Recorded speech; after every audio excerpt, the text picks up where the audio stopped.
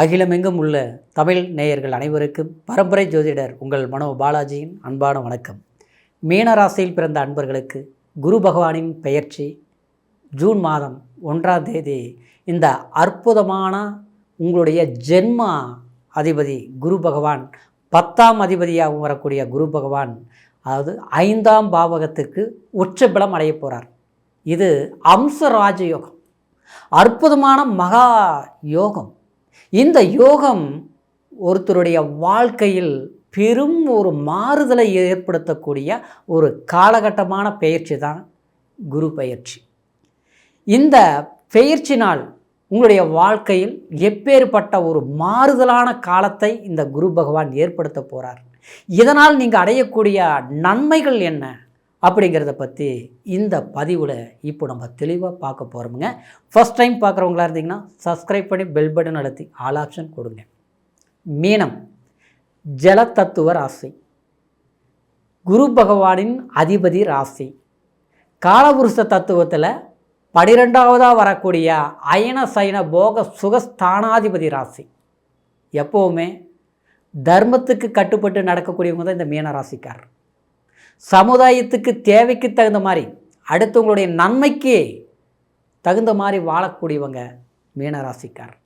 தான் நல்லா இருந்த போதும் சுயநலம்னு கிடையாது.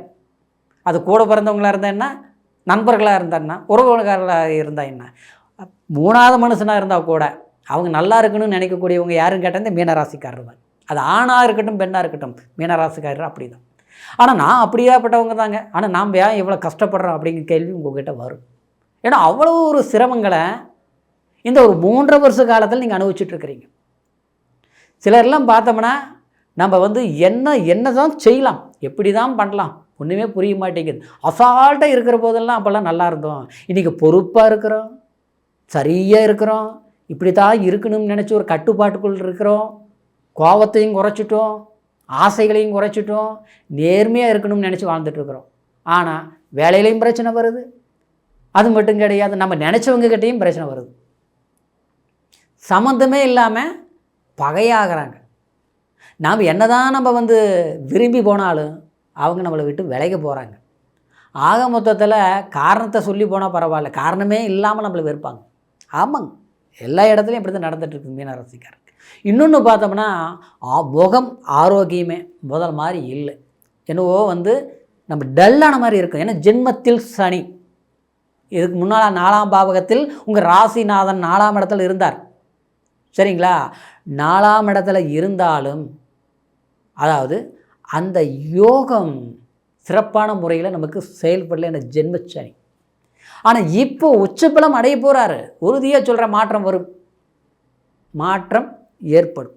இந்த மாற்றம் எந்த ஸ்தானத்தில் ஏற்படும் அப்படின்னு பார்த்துட்டோம்னா, கண்டிப்பாக இது கரெக்டாக உங்கள் ராசியை 9ஆம் பார்வையை பார்க்குறாரு குரு பகவான். 9ஆம் பார்வையை பார்க்கும்போது சனியின் தாக்கம் அப்படியே டல்லாக்கும். 7.5 சனிங்கிற ஒரு பிடி. நாம் என்ன ஒரு அடிமை வாழ்க்கை வாழ்கிற மாதிரி, வேலைக்கு போனால் அங்கே அவங்க சொல்கிறத நாம் கேட்குற மாதிரி இருக்குது. சுதந்திரமாக வேலை செய்ய முடியாது. நாம் கரெக்டாக தான் செய்வோம். ஆனால் அப்போவுமே குற்றம் சொல்லும்போது நம்ம என்னாகும், பிடிக்காமல் இருக்கும். குடும்பம் எப்படி இருக்கும்னா, என்னதான் விட்டு கொடுத்து போனாலும் விட்டு கொடுத்து போவர் கெட்டு போவதில்லை பழமொழி தான் ஆரம்பிச்சு. நம்ம என்ன தான் விட்டு கொடுத்து போனாலும் அப்போவும் நம்ம குற்றமே சொல்லிகிட்டு இருந்தால் எப்படி இருக்கும், புரியுங்களா? சம்மந்தம் இல்லாதவங்களால தான் ஏற்படக்கூடிய அந்த வில்லங்கம். இன்னொரு விதத்தில் பார்த்தோம்னா, நமக்கு சில நட்பு வட்டாரங்கள் பிடித்த நட்பு வட்டாரம் திருமணத்துக்காக நீங்கள் ஒரு கமிட்மெண்ட் பண்ணி வச்சுருக்கிறீங்க.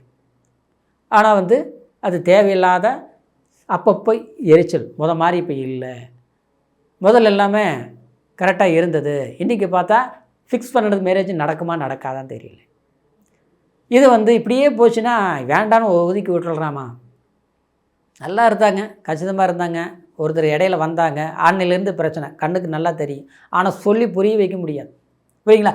மீறி பேசுகிறோம்னா நாம் தான் குற்றவாளிகள், நாம் தான் தப்பு பண்ணிகிட்டு இருக்கிற மாதிரி.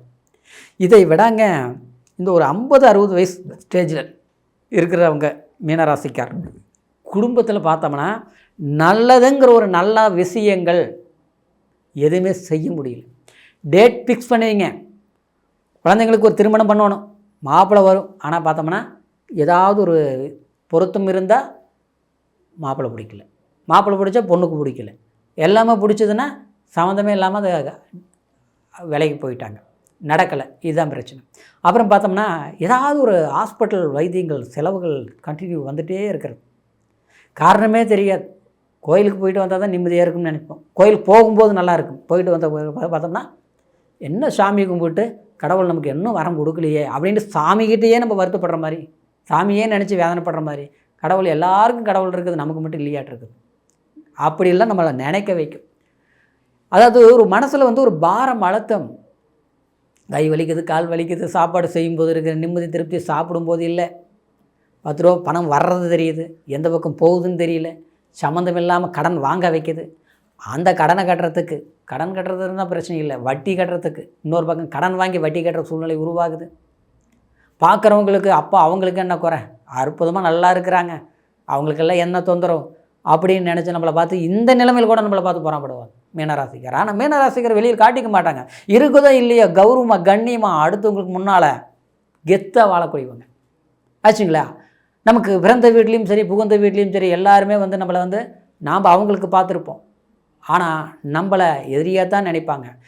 ஏன் இதெல்லாம் நடந்தது அப்படின்னு பார்த்துட்டோம்னா, அதாவது 7.5 சனி, 12ஆம் இடத்துல ராகு, சரிங்களா. அப்போது இது வந்து இந்த குரு 4ஆம் இடத்துல முதல்ல இருந்த இடத்துல இருந்து பார்த்தாலும் தசம கேந்திர பிராசனை இருந்தாலும் அது யோகத்தை கொடுக்கல, சரியா.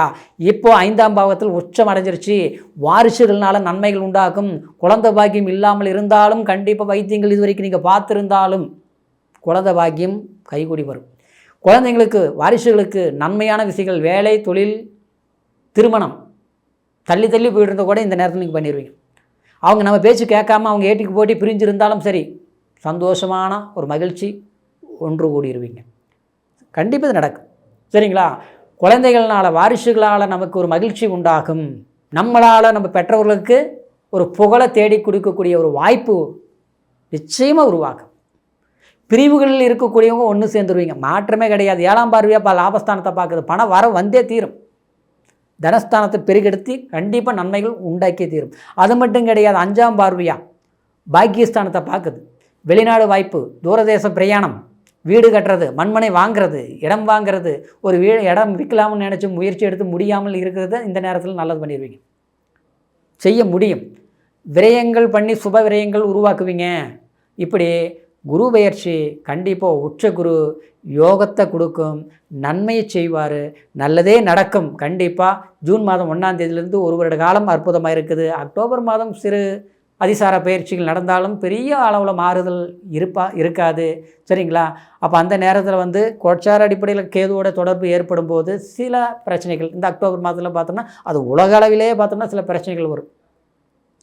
பொருளாதார பிரச்சனை வேறு ஒன்றும் கிடையாது, பொருளாதார பிரச்சனை, கொஞ்சம் நெருக்கடிகள், சில இது உருவாகக்கூடிய சந்தர்ப்பங்கள் உண்டாகும். ஏன்னா ஏற்கனவே வந்து ஜலராசியில் சனி பகவான் இருக்கிறதுனாலையும், இது வந்து பூமிக்கு அடியில் இருக்கக்கூடிய பெட்ரோல், அதாவது எண்ணெய், அது மட்டும் கிடையாது, இரும்பு சம்மந்தப்பட்ட ஜலம், கடல் சார்ந்த சில பிரச்சனைகள் இதெல்லாமே உருவாகிறதுக்கு இந்த சனி பகவானுடைய பயிற்சி சரியில்லாமல் இருந்ததுனாலையும், இப்போ குரு உச்சம் அடைகிறதுனால சில பிரச்சனைகள் தீர்வுக்கு வந்து மாற்றத்தை ஏற்படுத்தக்கூடிய சந்தர்ப்பங்களும் கண்டிப்பாக இருப்பதனால மீனராசி அன்பர்களுக்கு குரு பயிற்சி அற்புதமான சக்ஸஸ் காலம். சரியான முயற்சி எடுங்க, அற்புதமான முன்னேற்றம் இருக்கும். இப்போ சொன்னது கோட்சார் அடிப்படையில் நான் பலன்கள் சொல்லியிருக்கிறதுனால, ஆனால் பிறப்பு ஜனன ஜாதகத்தை ஒரு முறை செக் பண்ணிக்கோங்க.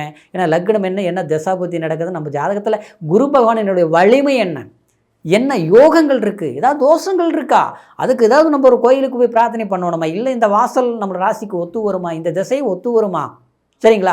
சில விஷயங்கள் நம்ம ஜாதகத்தை பார்த்து தெரிஞ்சுக்க முடியும். நம்மளுடைய வாழ்க்கை யார், இந்த நட்சத்திரக்காரர் நமக்கு பொருத்துமா, ஒத்து வருமா, இந்த நட்பு சரியாக இருக்குமாங்கிறது நம்ம பிறப்பு ஜனன ஜாதகத்தில் எல்லாமே கணிக்க முடியும், சரிங்களா. அதனால் உங்களுடைய ஜாதகம் இதுவரைக்கும் பார்க்காமல் இருந்தால் நம்மக்கிட்ட பார்க்கணும் விரும்புனீங்கன்னா கீழே இருக்கிற நம்பருக்கு ஃபோன் பண்ணி உங்களுடைய date of birth, time, place மூணையும் தெரியப்படுத்தி உங்களுடைய சந்தேகங்களையும் கேட்டுக்கலாம், ஜாதக பலன்களையும் அற்புதமாக பார்த்துக்கலாம், சரிங்களா. இந்த குரு பெயர்ச்சியிலிருந்து மீனராசி அன்பர்களுடைய வாழ்க்கையில் பெரும் ஒரு முன்னேற்றம், மாறுதல், செல்வாக்கு, மன மகிழ்ச்சி கிடைக்கணுங்கிற ஒரு வாழ்த்துக்களோட மீண்டும் அடுத்த பதிவில் சந்திக்கும் வரைக்கும் நன்றி, வணக்கம்.